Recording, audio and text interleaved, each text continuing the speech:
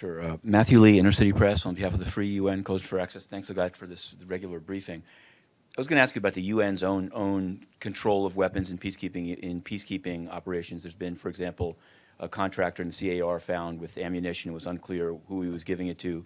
Also, since you were last here, the UN had some advertisements for automatic weapons down in 1B. A company called Pindad had some ads up.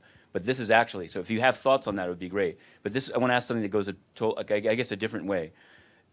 It seems like governments, particularly even if those governments that are repressive would have an interest in their populations not having weapons. And I'm going to ask specifically about Cameroon, where the government has started in the Anglophone areas trying to collect even hunting weapons, long arms, and they've outlawed any purchase of weapons because they say people are rebelling against them. Meanwhile, they seem, according to Amnesty International, they're burning down villages and repressing the population. So I guess what I'm wondering is, given all that you've said, it seems premised on the idea that it's a good thing that governments, that people don't have weapons. Maybe I'm overstating it. I guess I'm just saying, how would you address this? And I know it comes up in other contexts, but this is one that I'm covering pretty closely. How would you address, the government of Cameroon is sponsoring a conference on the end of light weapons in non-governmental hands in Central Africa and how important it is. But some people see this as just a way to essentially dominate an area that's seeking either secession or federalism.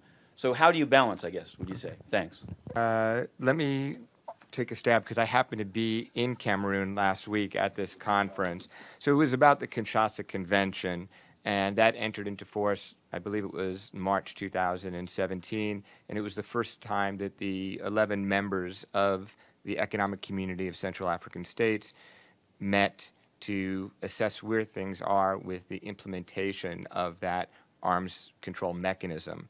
So it wasn't a national discussion of Cameroon's policies. It had to do with the regional, and each country who's a member has their own national concerns and issues, but it was a regional conference looking at the regional dynamics. We could talk more about that, but since I just happen to be in Yaounde, I can address an element of what you're talking about. It was about the Kinshasa Convention and not about the policy of what was happening in the north of the country. One quick just follow-up. While you were there, were you aware of this issue of the Anglophone areas? And I read the papers, and I'm aware of the challenges, but that the conference you allude to wasn't focusing on the national issues within the country, but the regional. But after this meeting, we can talk more about things that are in the news. Also, in terms of weapons and ammunition, you alluded to work that we've done in terms of weapons and ammunition management in peace operations. We have indeed looked at that. That's not what we're promoting today, but we have done a series of studies and are working on working with the UN and working with the African Union and others that undertake and authorize peace operations to improve management.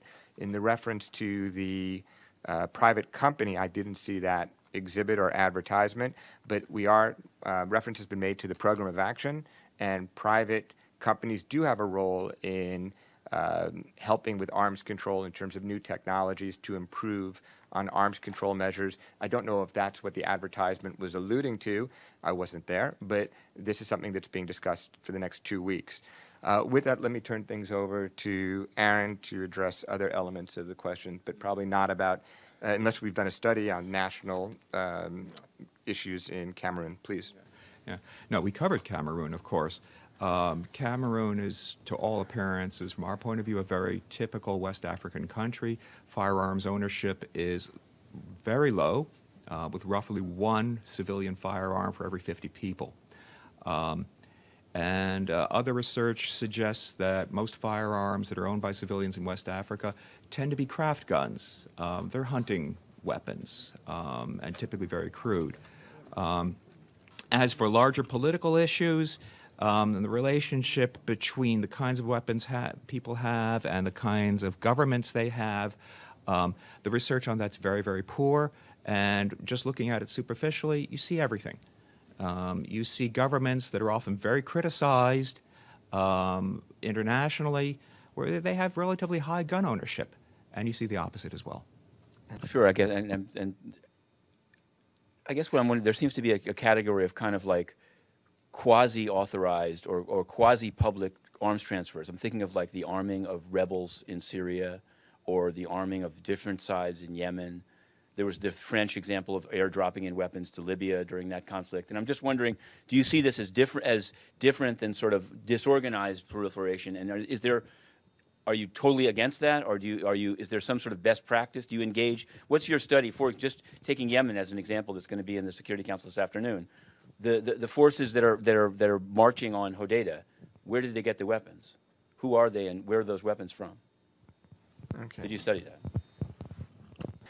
Not on the issue of Yemen specifically.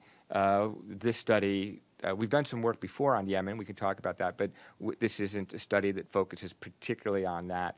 In terms of the armament of groups by states that you alluded to, something that's very important, and there was a reference that Aaron made to management or mismanagement or catastrophic loss that has occurred. It's something the survey very much follows and collates that kind of information and looks at to why that occurred and how to stop that from occurring. So this is all part of the type of work we do.